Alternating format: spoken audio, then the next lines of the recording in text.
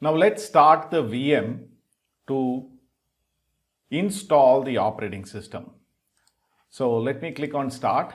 It brings up a window in which you will be prompted, do you want to install Linux? Click enter.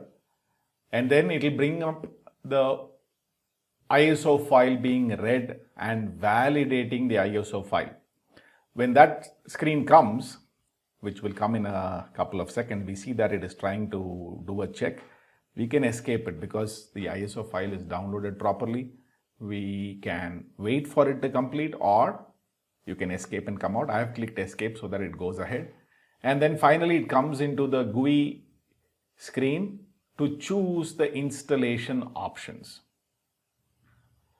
Now, first thing you need to notice in VirtualBox when you are installing the OS, when you click inside the screen, it will give you a pop-up saying that once the mouse goes in, you will not be able to get the mouse out. For example, if I say click capture, I can move my mouse inside the VM window but not outside. To do that, I need to click on the host key. I've clicked the host key, which is right control for me. What is your host key in your environment typically will be the right control, but when you click inside, it will pop up and it tells you that the host key is right control in my environment. Note down which is the control or the host key in your environment. Click capture. Choose the language that you need. I will choose United States English. Click continue. Then choose the various options that are required for the installation. Number one, date and time. I am in India, so I will use the Asia Kolkata time zone. Click done. Then the software installation options to be chosen, I will come into that. There is partitioning, which we can leave it to the default or you can customize it. The choice is yours.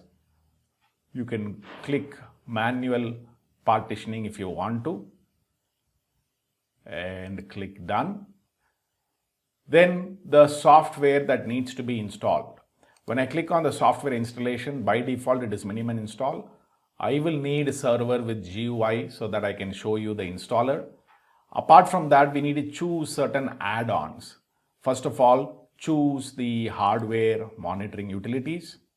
Then scroll down, choose large systems performance. Further down, the NFS client, performance tools. Then we will also need compatibility libraries and development tools. These are all the options that need to have enabled by clicking the checkbox. Click on done.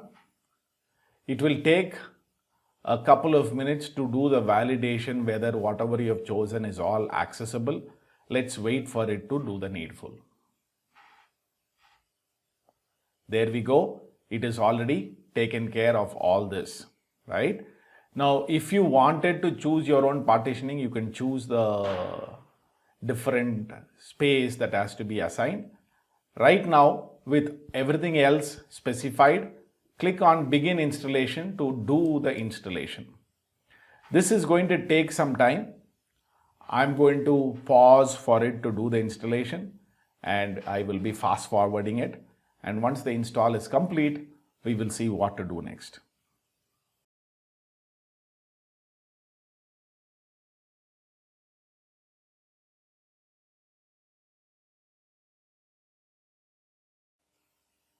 So the installation is complete, but we still need to perform the root password setting.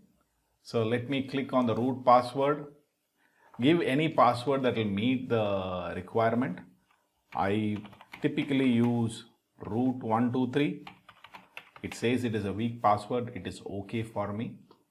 Click on done. Twice. No additional user will be created. I am okay with it. We will create the Oracle user later by running the pre-install RPM.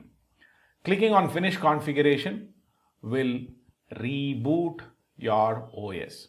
We will continue with the next steps in the next video. Let me wait for it to shut down and come up.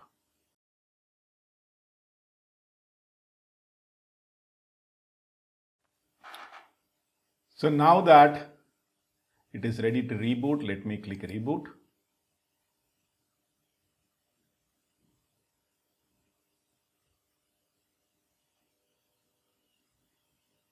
Click on enter.